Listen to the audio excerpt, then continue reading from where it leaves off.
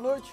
Começa agora mais uma edição de Brasilianas.org, um programa sobre políticas públicas feito com a sua colaboração através da internet. O tema do Brasilianas.org de hoje é nanotecnologia.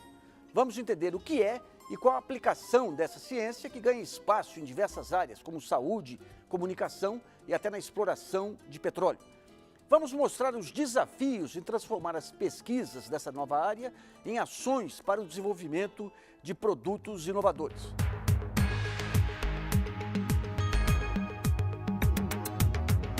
A nanotecnologia hoje é a última fronteira da ciência e da tecnologia. O conceito foi migrando para outras áreas, como na medicina, na veterinária, na agricultura, nas engenharias. Os implantes modernos têm nanotecnologia na superfície desse implante, muda a reação físico-química e esse tempo de 4 a 5 meses cai para 3 semanas. O que falta no Brasil ainda para a gente ter o mesmo potencial que as empresas, que os países do primeiro mundo, é essa tecnologia toda que está sendo desenvolvida nas universidades, nos grandes centros de pesquisa, conseguirem virar produtos. Ou seja, nós estamos nos capacitando a desenvolver nano sozinhos.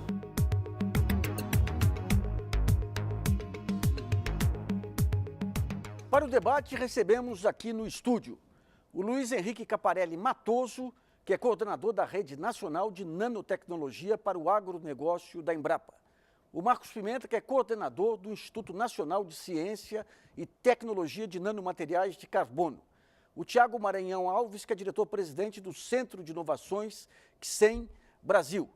E temos também a presença de convidados na plateia, pessoas que são ligadas ao tema, como Eduardo Caritá, que é diretor de tecnologia da empresa Micron, o João Carlos Ledo, mestre em bioética pelo Centro Universitário São Camilo, o Ronaldo Tim, diretor administrativo da Nova Nano, e o Felipe Favero, que é sócio da Performa Investimentos.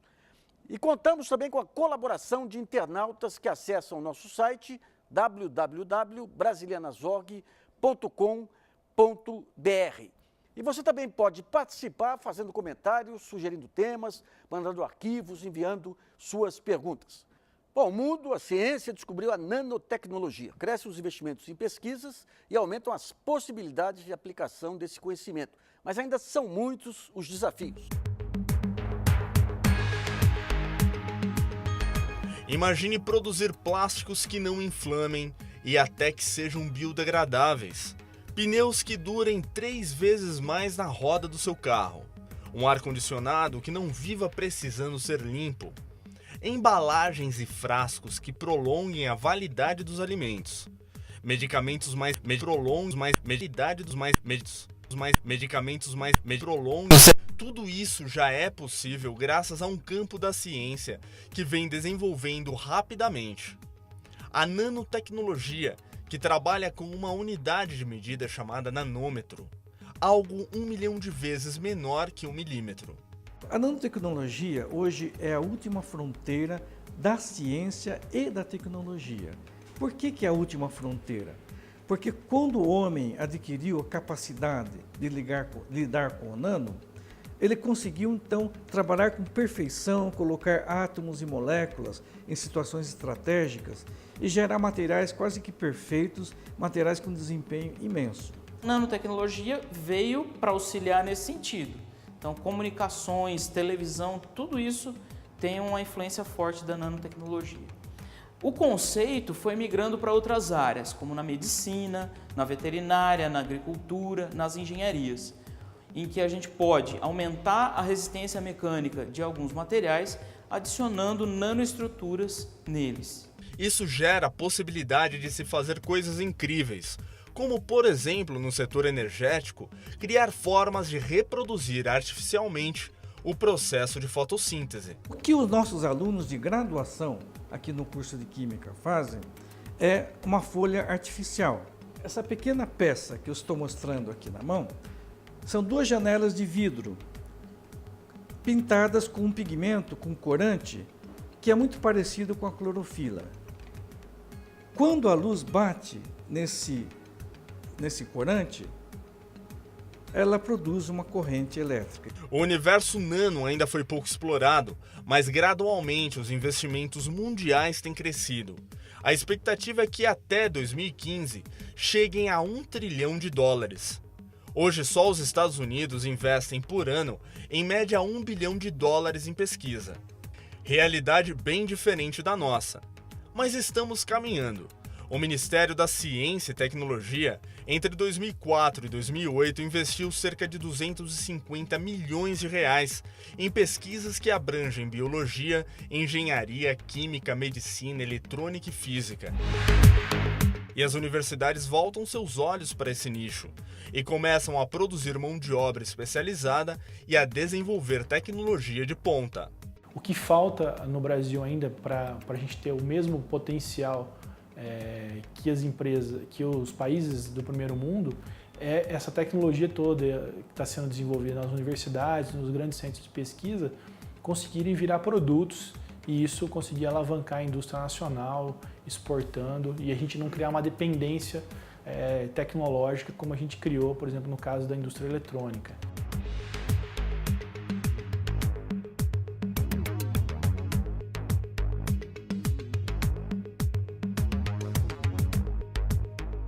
Bom, vamos começar esse nosso tema, que é um tema muito interessante, muito complexo também. Eu vou pedir para o Marcos Pimenta, que é professor também do Departamento de Física da Universidade Federal de Minas Gerais, para traçar um pequeno histórico de como que se desenvolveu essa nova ciência no mundo e principalmente no Brasil, como que começou o estudo da nanotecnologia e em que pé que está hoje. Bom, para começar, nanotecnologia surge de uma palestra que o Feynman, que é um prêmio Nobel de Física, fez em 59, onde ele previu que um homem um dia seria capaz de manipular matéria no nível atômico mesmo.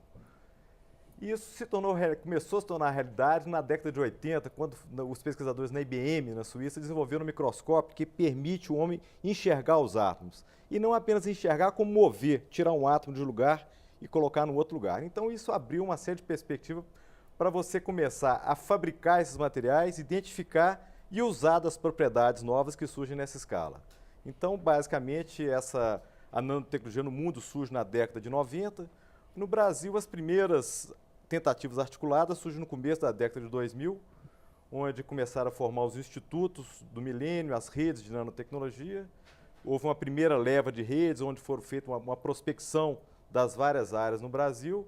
A partir de 2005, teve a segunda chamada para as redes de nanotecnologia, e essas redes duraram até esse ano, então esse ano elas estão se encerrando. O que é o Instituto do Milênio? O Instituto do Milênio foi uma tentativa, um projeto do Milênio de fazer centros de excelência em algumas áreas, e uma das áreas é exatamente a área de nanotecnologia. Tá. Eu queria perguntar para o Tiago Maranhão Alves, que é diretor-presidente do Centro de Inovações da CIEM Brasil, desse um apanhado de como que a nanotecnologia hoje está interferindo na vida do cidadão. A nanotecnologia ela é interessante nesse aspecto, porque eu acho que é a primeira vez, tem até alguma confusão, eu acho, esse debate que a gente tem aqui da definição do que é nanotecnologia, né, da dificuldade de se definir, porque eu acho que é a primeira vez que o homem, começa eu encaro a tecnologia gerada pelo homem se encontrando com tecnologia gerada pela natureza. Então, existe uma fronteira muito cinza, então o que é química, o que é física, o que é... Então, a pergunta, né, onde isso está afetando na nossa vida, a gente pode ser tão amplo quanto a gente quiser. Mas, essencialmente, algumas das aplicações mais clássicas que surgiram nos últimos 10 anos, obviamente, a eletrônica, cosméticos é uma área forte, saúde, automotivo. Hoje a gente já tem carros aqui circulando nas ruas com nanotecnologia. Vidros, por exemplo, Tá. Revestimentos nos motores, revestimentos para janelas repelir, não ser hidrofóbicas, né? Elas não acumularem tanta sujeira, serem mais fáceis de limpar, resistentes ao arranhão, para superfícies metálicas, resistentes à corrosão, tintas especiais, etc. Então as aplicações são muitas. E vocês mostraram aqui no começo uma coisa que está surgindo muito nos últimos 1 ano, 2 anos. O investimento vindo de Venture Capital em novas aplicações aumentou dramaticamente, especialmente na área de energia. Tá. Eu queria saber, então, do Luiz Henrique Caparelli Matoso, que é coordenador da Rede Nacional de Nanotecnologia para o agronegócio da Embrapa, justamente pegando essa questão do que é natureza, do que é intervenção de outros ramos da ciência. De um modo geral, o que a Embrapa já conseguiu com a nanotecnologia de contribuição para o agronegócio? A Embrapa tem várias linhas de pesquisa, tem uma rede de pesquisa em nanotecnologia aplicada para o agronegócio, que conta com a participação de diversas universidades, institutos de pesquisas e outros centros da Embrapa. E as linhas de pesquisa que a gente tem trabalhado é no desenvolvimento de sensores, conhecido por nariz eletrônico e língua eletrônica, que ajuda na certificação e monitoramento de qualidade de alimentos, que a segurança alimentar hoje é uma questão extremamente importante. Então, essa é uma tecnologia que a gente repassou para a iniciativa privada e que está sendo então transformada em produto. Nós temos também desenvolvido produtos, como foi dito, extraindo da natureza nanoestruturas que a natureza já faz de forma brilhante e usando elas em plástico, por exemplo, aumentar a resistência de plásticos para biodegradáveis ou com embalagens também para alimentos. Você pode ter, por exemplo, uma embalagem alimentícia onde você tem o alimento, tem um ganho de shelf life, ou seja, você armazena ali o seu alface, o seu morango naquelas embalagens rígidas, né? E o morango, o alface dura às vezes 1 semana, 15 dias a mais, então você tem um grande benefício de não desperdiçar alimentos, que é um grande benefício para a população, mas também para o setor produtivo. Então são diversas aplicações que já estão no mercado, que as pessoas já estão usando, muitas vezes não sabem, a população já é usuária desses produtos. E que também, além de trazer melhor reforço, né, melhorar a propriedade mecânica do plástico, pode trazer propriedade bactericida, ou seja, melhorar o tempo, aumentar o tempo de prateleira de alimentos no supermercado, por exemplo. Eu vou fazer uma pergunta para o João Carlos Ledo, que é mestre em bioética pelo Centro Universitário de São Camilo. Depois a gente vai falar específico da bioética aí. Mas no caso de medicamentos, essas estruturas encontradas na natureza podem trazer um novo padrão menos oneroso de investimento na criação de novos princípios ativos? De fato, você fez um paralelo muito interessante. Nanotecnologia nós já temos há milhares de anos, que é a natureza que faz. A partir do momento que nós estamos conseguindo constituir materiais, constituir medicamentos, fazendo combinações a nível do átomo, realmente nós podemos conseguir reações mais efetivas, ações dos medicamentos de uma maneira mais precisa e mais potente. Vou dar um exemplo que eu até conheci há pouco tempo. No Brasil, desenvolve-se pesquisas muito interessantes, aliás, na área de saúde, e uma delas, por exemplo, em tuberculose. Em cima do mesmo medicamento padrão que já se usa hoje para a tuberculose, só que ele nanoparticulado e junto com partículas de ferro. Com isso, o que eles conseguem? Chegar nas regiões dos alvéolos, de forma magnética, e fazer que a reação do medicamento ocorra de uma forma mais efetiva. Eu vou voltar de novo para o Pimenta. Pimenta, no caso aí de vocês, lá na Universidade Federal de Minas Gerais, aí, que tipo de recursos que vocês dispõem e que tipo de pesquisa que foi feito até agora? O que foi aproveitado até agora dessas pesquisas e o que poderá ser aproveitado agora com essa evolução de parcerias com o setor privado e tudo mais? Tá. Bom, em primeiro lugar, a gente teve primeiro essa rede, chama Rede Nanotubos, que é a nossa área de nanotubos de carbono, financiada pelo MCT. Agora, o que Ministério da Ciência e Tecnologia. O que acontece é que, apesar de ter sido formadas essas redes, foram formadas 10 redes, dessas redes algumas tiveram sucesso, outras nem tanto. As que tiveram sucesso foram renovadas, mas com um orçamento muito pequeno para esse ano. Por outro lado, foi criada uma Comissão Nacional de Ciência e de Nanotecnologia, uma comissão que realmente parece que a distribuição da verba foi muito mais assim de natureza política do que de natureza científica. Aquela velha discussão se você tem que descentralizar a verba ou concentrar em áreas de excelência. A questão é essa. Então, mas no fundo, assim, a questão foi quase que uma coisa que foi uma distribuição entre grandes centros e que não necessariamente fazem nanotecnologia. Eduardo Caritá, que é diretor de tecnologia da empresa Micron. Primeiro, explica um pouquinho o que é a sua empresa.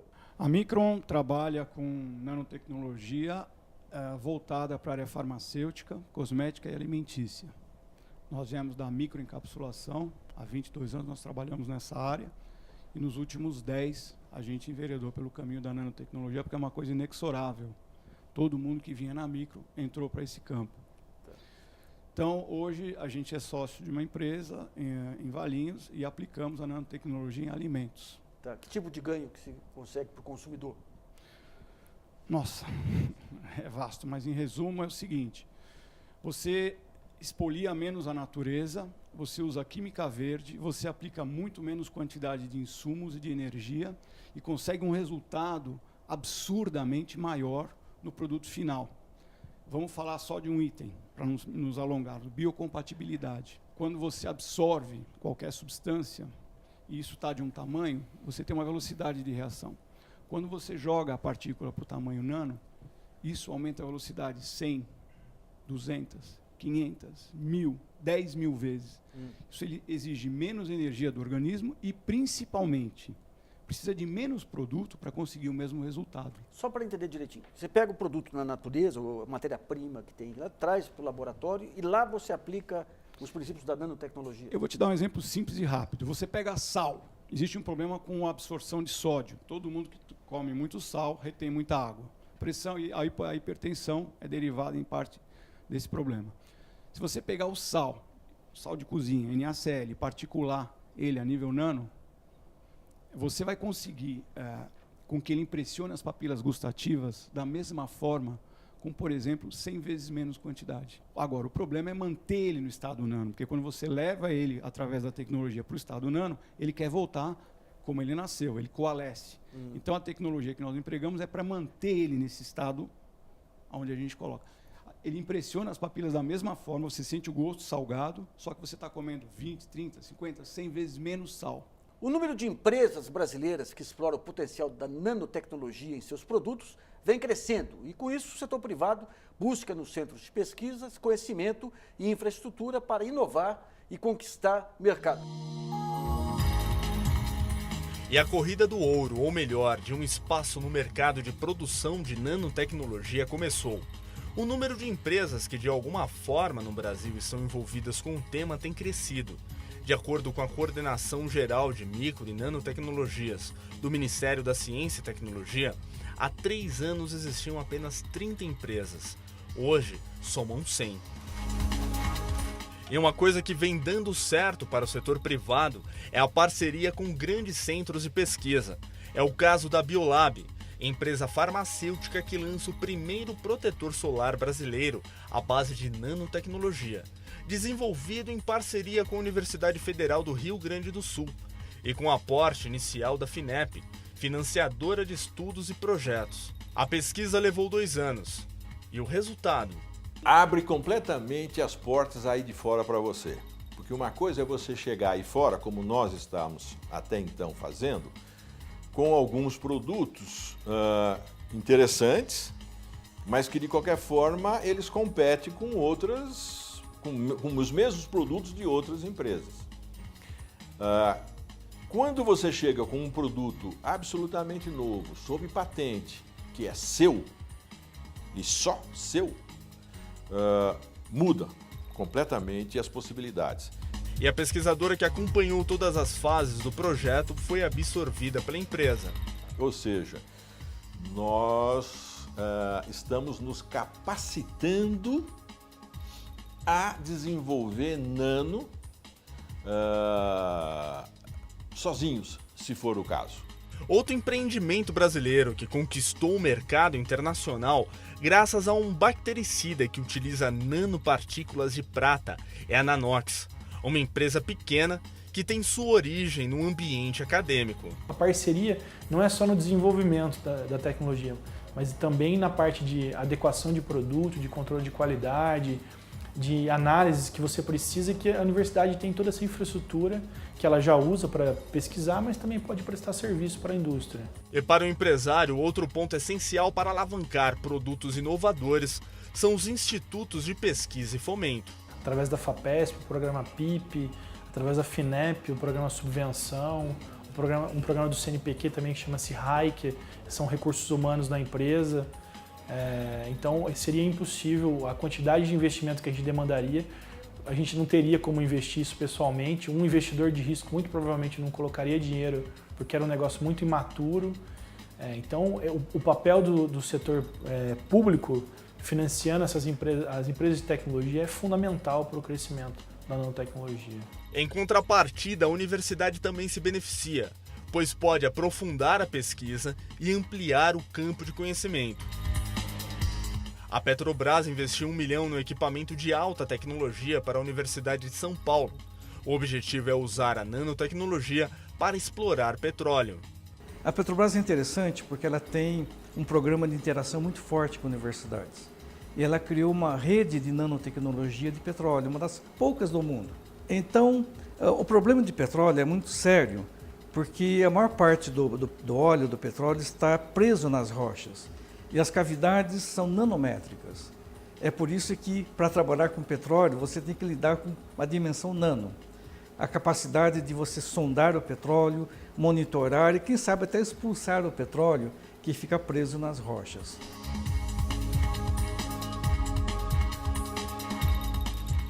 Bom, nesse bloco vamos entender um pouquinho como que é o setor privado nessa área de nanotecnologia, o que está sendo feito, o que pode ser feito. Eu queria pegar primeiro o Tiago Maranhão Alves para explicar o que é a CICEM Brasil, o que vocês fazem lá.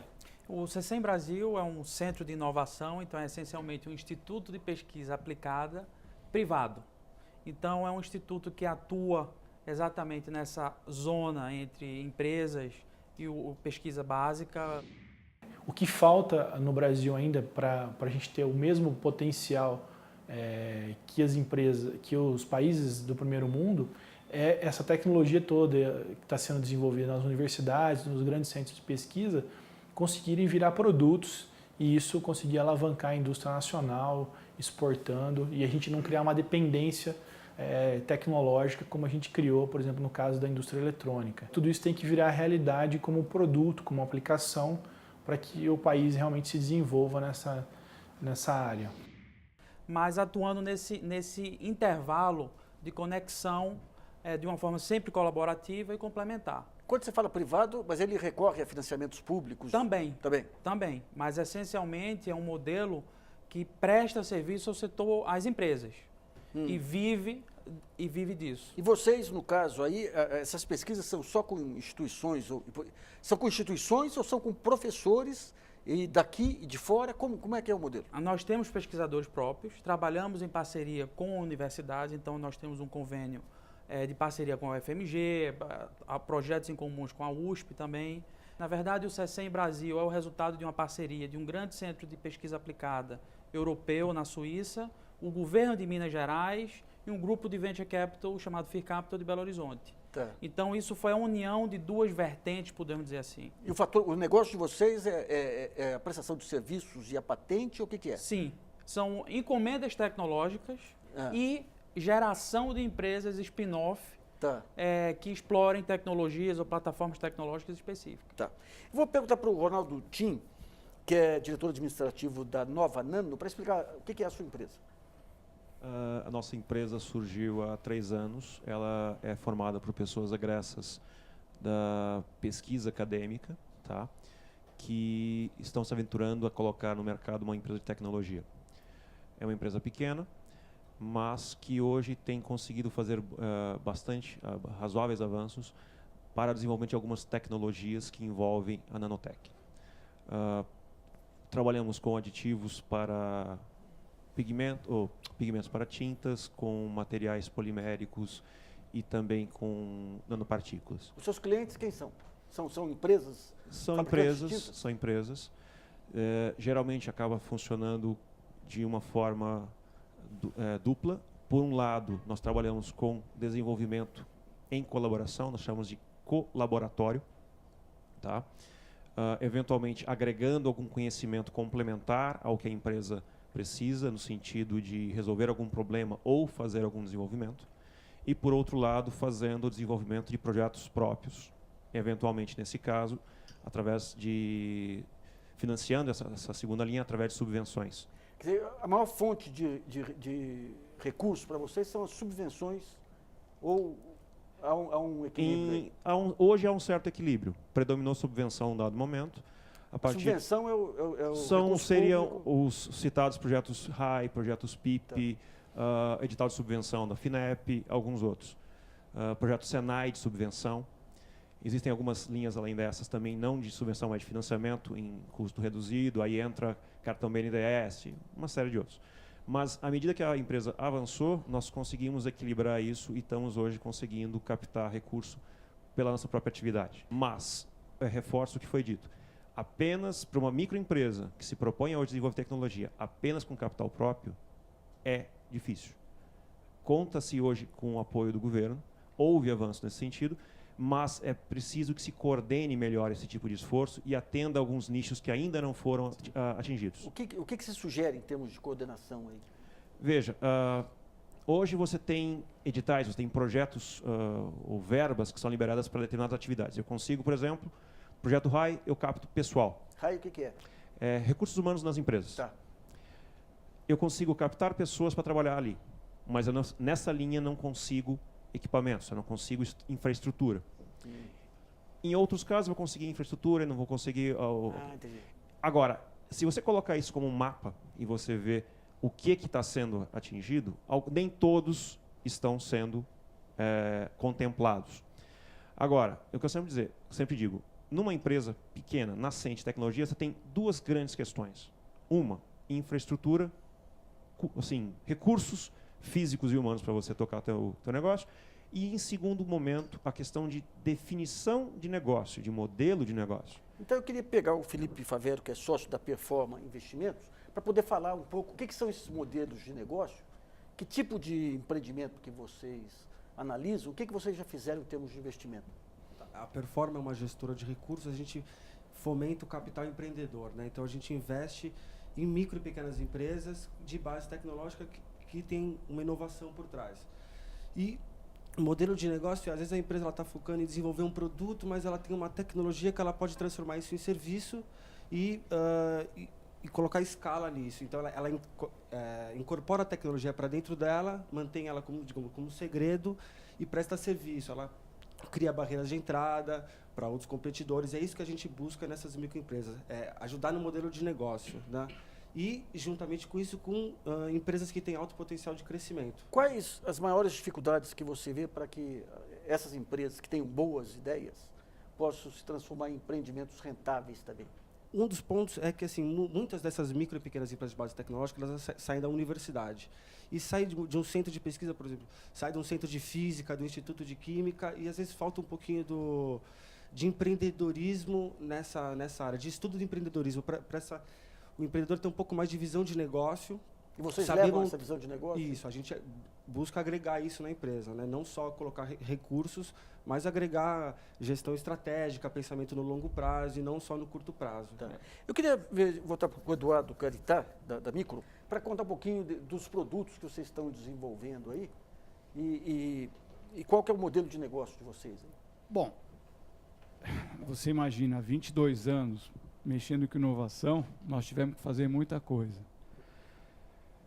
O que deu certo foi se associar a um grupo de empresas muito grande que tinha uma deficiência, um déficit de tecnologia. Então, nós fomos prestar serviço para esse cliente. E esse cliente, nós éramos como um tipo de consultor, desenvolvendo uma cafeína nanoencapsulada. Esse pessoal gostou do trabalho e nos ofereceu sociedade. Então, a partir do momento que não fomos buscar recursos nem com o governo nem nada, quer dizer, precisou 5 milhões para fazer a fábrica que eles colocaram, precisou de 1,5 milhão para o laboratório que eles puseram. Então, hoje nós temos uma estrutura pequena, com poucas pessoas, mas nós temos muito investimento em equipamento. E a gente optou por um modelo de trabalhar com a universidade paralela. Então, a Unicamp e a USP fazem toda a parte de caracterização, análise fina, etc. Eu queria ver com a Embrapa, com o Caparelli Matoso, é o seguinte, no caso do desenvolvimento de vocês, como que isso vai para o mercado? A Embrapa tem várias formas de repassar para o mercado. Nós podemos desenvolver desde o desenvolvimento do projeto, receber uma demanda da iniciativa privada para o desenvolvimento de certo produto, por exemplo, um fertilizante com maior eficiência, e fazer também usar esse mesmo processo de nanoencapsulamento nesse fertilizante. Então, a gente faz um convênio de cooperação técnica com a empresa e desenvolve junto com a empresa. A empresa tem uma certa competência, nós temos uma outra competência e desenvolvemos um produto. Essa é uma forma. Uma outra também é através de licenciamento. Então, nós temos algumas tecnologias, é o caso da língua eletrônica e alguns cultivares que a Embrapa tem também, de milho, soja. A Embrapa desenvolve, então, um produto e depois abre uma licitação para ver qual empresa que está apta a licenciar e comercializar aquele produto, já que a Embrapa não comercializa produto. A nanotecnologia pode ser usada para o desenvolvimento de setores estratégicos. Na área de saúde, por exemplo, encontramos avanços que vão do diagnóstico ao tratamento de doenças complexas, como o câncer. A nanotecnologia começou uma revolução silenciosa na saúde, pois graças à possibilidade de manipular moléculas e estruturas, são desenvolvidas técnicas de diagnósticos de doenças graves como o câncer. A luz que é refletida na nanopartícula, ela pode ser analisada por um aparelho como este daqui, e nós tiramos toda a informação química do que está ligado à nanopartícula. Mas o que é interessante é que o nível de intensificação do sinal é tão grande, que nós chegamos a detectar uma molécula, que é, no contexto físico é o extremo, é o limite do que é possível fazer. De acordo com o professor, dessa maneira é possível encontrar o tumor antes de qualquer outra técnica existente. Além do diagnóstico, tratamentos não evasivos de extração do câncer já são possíveis. Se esse material é injetado na região tumoral, pela simples utilização de luz, uma canetinha desse tipo, esse pigmento sofre aquecimento e você acaba com o tumor simplesmente irradiando luz. Então é uma técnica já em uso, é uma terapia não invasiva, que simplesmente usando a absorção de luz da nanopartícula, você destrói o tumor. E ainda dá para ir mais longe. Uma experiência interessante é ligar nanopartículas magnéticas a nanopartículas de ouro. Com isso, eu tenho uma nanopartícula de ouro magnética. Se eu grudo essa nanopartícula a uma célula tumoral, eu venho com o ímã e separo a célula. Então, eu direciono o movimento do medicamento com ímã dentro do nosso organismo. É a isso que se chama de nanorobô. O nanorobô, na realidade, são nanopartículas modificadas que a gente pode controlar o movimento e o posicionamento e a ação delas. Outras áreas da saúde também aplicam nanotecnologia. Na odontologia, por exemplo, a adaptação do paciente a implantes dentários acelera. Para você colocar um parafuso dentro do osso, você alargou o osso, lógico, senão o parafuso não entra, não é isso? Então, os passos do parafuso ficam vazios. Aí, com o tempo vai passando, o organismo forma osso, vai preenchendo aqueles espaços. Isso é uma raiz artificial. Isso demora 4, 5 meses. Os implantes modernos têm nanotecnologia na superfície desse implante, muda a reação físico-química, e esse tempo de 4 ou 5 meses cai para 3 semanas, aproximadamente. Ocorre a osteointegração.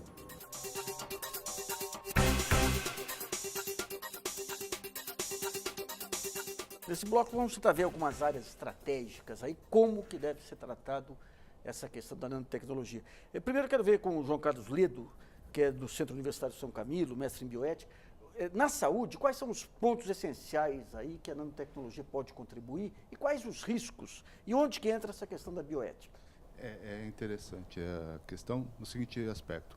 O poder da nanopartícula, interessante que a gente ouve nanoprata, nano-ouro. Você vê, nós estamos falando de materiais que já são, o sal que ele estava citando, que são sobejamente conhecidas.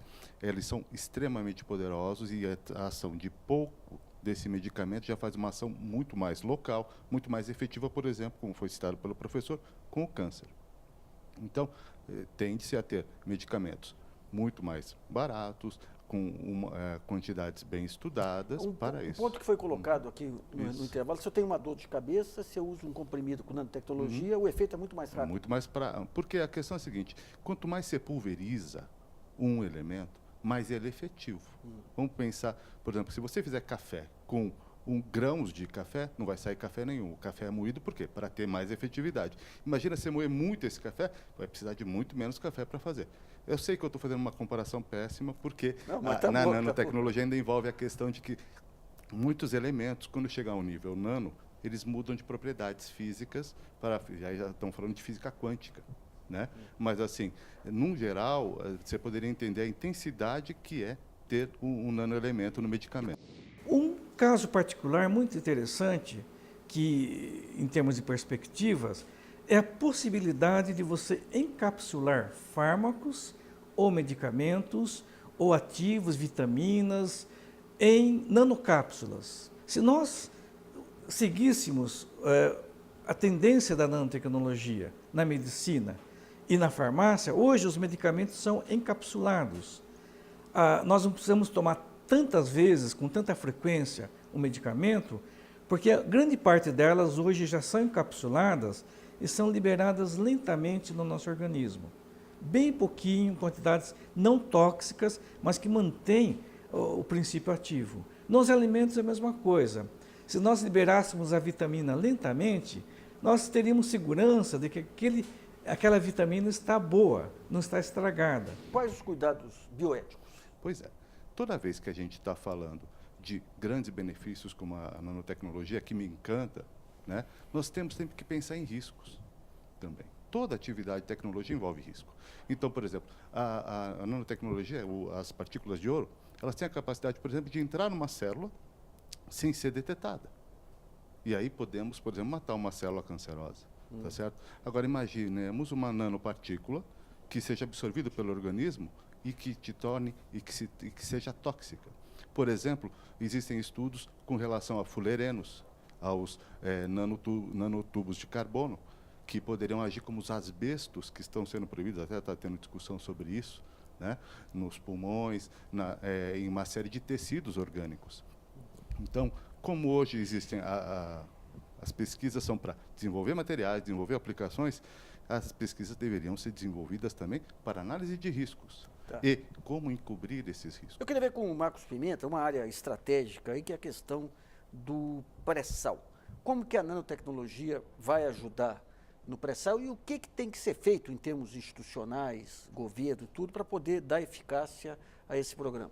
Bem, então a gente tem que abordar a questão dos novos materiais. Porque você pega a história da humanidade, é toda marcada por idades associadas a materiais, pedra, bronze, ferro.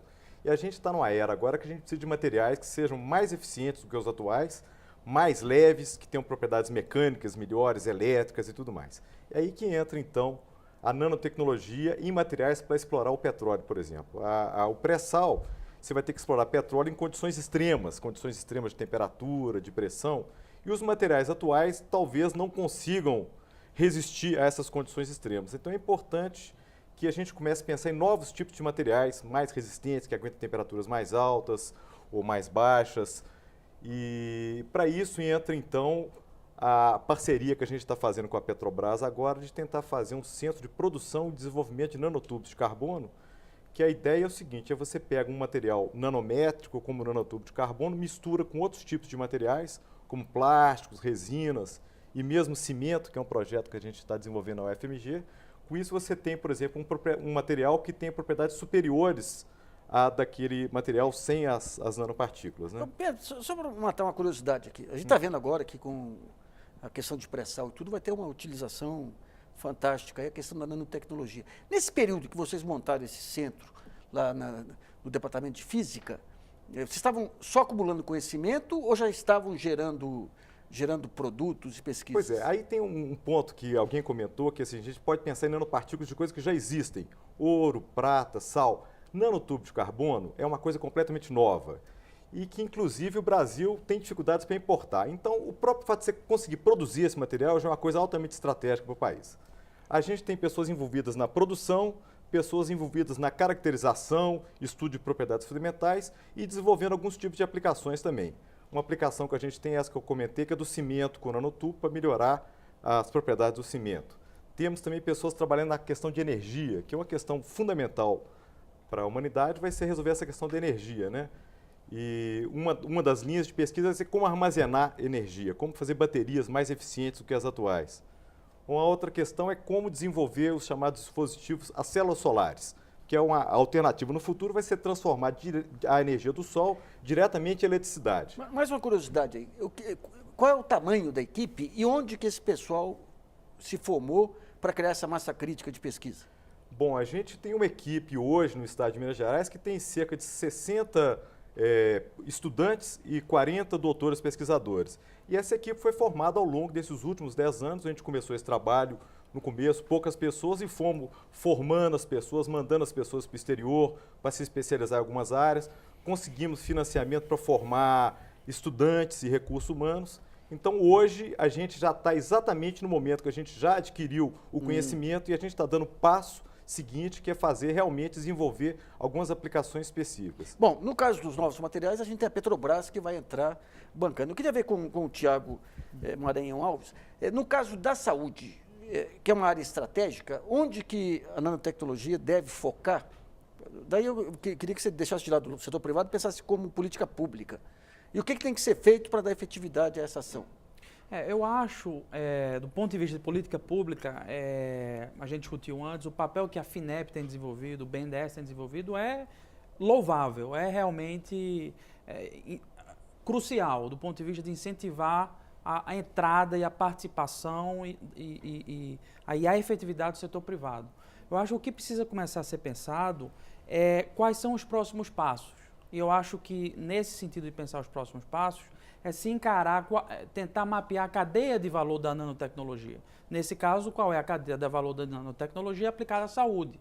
Então, tradicionalmente se enxerga, no começo da cadeia de valor, nanomateriais, nanocoisas, né? Depois vem os nanointermediários, que são os dispositivos médicos, são os implantes de dente, são as coisas que incorporam um produto intermediário que incorpora a nanotecnologia. E, por fim, os produtos finais, um carro que tem um vidro repelente à sujeira, etc. Então, eu acho que, do ponto de vista de política pública, faz sentido começar a se pensar no futuro, nos próximos passos da cadeia de valor e facilitar que isso aconteça. O que se espera, no caso da nanotecnologia, é maior controle, no caso de liberação controlada de insumos, fármacos, pesticidas, é você conseguir uma redução de dose na hora de você aplicar um princípio ativo, por exemplo, num remédio, e fazer isso de maneira mais controlada. Então, em termos de saúde, um ponto central é a questão da Anvisa. Eu vou perguntar para o Eduardo de novo. Como que você vê a atuação da Anvisa, Agência Nacional de Vigilância Sanitária, que é incumbida, inclusive, de autorizar aí medicamentos e tudo mais? Ela facilita esse ambiente de negócio? Você está me colocando numa saia justa, né? Porque comentar sobre o seu verdugo é complicado. Nós temos uma empresa funcionando no mercado, mas só para você entender, não há a menor condição da Anvisa qualificar, quantificar, nem ver esse tipo de material. Se você chegar em Brasília com o registro de um produto e o título desse produto é nanotecnológico ou nanométrico, eles simplesmente não estão aparelhados, porque se exige uma bruta equipe, uma baita estrutura para você começar a ver, separar o que é nano do que não é nano. E essa discussão começa aí. Quer dizer, uma coisa com 100 nanômetros, ela passa, eventualmente, a barreira hemoencefálica. Se você toma pela boca e você consegue chegar no cérebro. Nenhum medicamento praticamente consegue isso. Você consegue isso com um alimento nano. Então, isso exige um esforço muito grande, não só aqui no Brasil, no mundo inteiro. Cada país, a comunidade europeia adotou uma postura, o mercado americano, o FDA, uma outra postura. Nós temos que encontrar o nosso caminho. O fato é que existem mais de 100 empresas no mercado já produzindo produtos, como nós, no nosso caso, já colocando no mercado, assumindo todos os riscos e todo o ônus de manter isso dentro, eticamente, em termos de biossegurança, dentro de alguma coisa que possa fazer teu negócio ser viável, né? Porque você acaba comendo isso, você acaba ingerindo isso. Então, a Anvisa, hoje, ela deveria pensar, né, através das universidades, criar centro de excelência em proteínas, centro de excelência em carboidratos, centro de excelência em cada medicamentos, eleger esses centros, qualificar esses centros e utilizar todo o material humano e a estrutura que a universidade tem para poder auxiliá-los, porque senão ele não tem nem condição de saber se o teu produto não é, se funciona, se não funciona, se é seguro, se não é seguro. Então eu queria pegar o Felipe Favero, que é sócio da Performa Investimentos, tem recurso FINEP para novas empresas. Primeiro, quais são essas fontes efetivas? Quer dizer, quando você vai montar um plano de negócio, analisar um plano de negócio, quais os recursos, em geral, qual o percentual que vem de recursos públicos para ajudar a viabilizar aquele empreendimento, o que vem de recursos privados? Dá para ter mais ou menos um quadro de como que se dá esse financiamento? Porcentualmente falando, fica um pouco difícil falar, mas assim, num estágio muito inicial da empresa, ela vai pegar mais fontes públicas, né? Vai ser uma FINEP, um BNDES, uma FAPESP, até ela desenvolver um produto, levar o produto, o desenvolvimento do produto até uma fase que ele vai chegar até pronto para ir para o mercado. Aí, quando ele está pronto para ir para o mercado, é a hora de entrar, vai ser o investidor anjo, primeiro que vai colocar um primeiro recurso para estruturar a empresa mesmo, e depois vem um fundo de capital empreendedor que vai colocar dinheiro para expandir, né? Mas no início é mais subvenção da FINEP, recurso humano da FAPESP. Agora deixa eu perguntar uma coisa para vocês. A gente está falando em áreas estratégicas aí. A FINEP, quando ela monta a sua estratégia aí de editais e tudo mais aí, há uma definição prévia do que são essas áreas estratégicas? Por exemplo, tem essa definição para você ter mais segurança para onde caminhar? Sim, sim. A FINEP, nos programas dela de subvenção, ela tem, digamos, alguns setores que ela digamos, olha com melhores olhos, digamos assim, que ela tem mais recursos disponíveis. Isso existe, sim. Em relação à questão da agricultura, essa nanotecnologia em áreas estratégicas, eu queria perguntar para o Luiz Henrique, como que você vê daqui para adiante, em termos de políticas públicas, a nanotecnologia nessa área agrícola? Quais são os setores mais promissores e o que você recomendaria em termos de aprimoramento do que existe hoje de políticas públicas? Eu vejo duas áreas que são extremamente importantes. A primeira é a produção de energia. Como foi falado, a nanotecnologia pode aumentar de forma extremamente grande a eficiência da produção de biodiesel, biocombustível, que depende de catalisadores para sua preparação. Então, essa é uma área importante. O Brasil está sendo um líder mundial de energia renovável e, além de melhorar a eficiência, a produção de energia renovável, ele precisa também produzir subprodutos ou coprodutos, que é o caso de plásticos, borrachas, fibras e espumas, que são também da nafta, né, do petróleo, são derivados do petróleo. E a Embrapa também está trabalhando nesse setor, o Brasil também tem outros grupos trabalhando nesse setor, que é a produção, então, de bioprodutos, produtos de fonte renovável. Tem um plástico que é biodegradável, uma embalagem que é comestível, também a própria embalagem é comestível.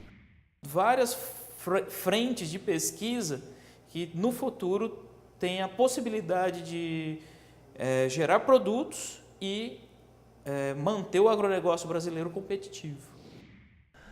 Uma segunda área extremamente importante, o Brasil importa quase 70% de fertilizantes, no caso, por exemplo, de potássio.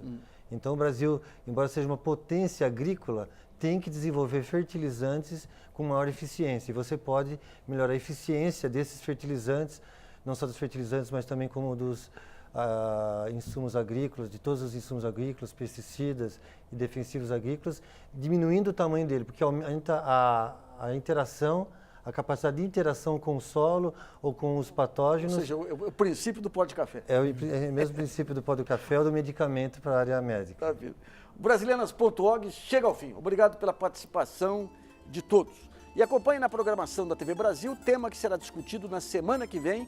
E antes disso, acesse o nosso site www.brasilianasorg.com.br, mande suas perguntas, trabalhos e vídeos. Esse espaço aqui também é seu. E a gente se vê na internet.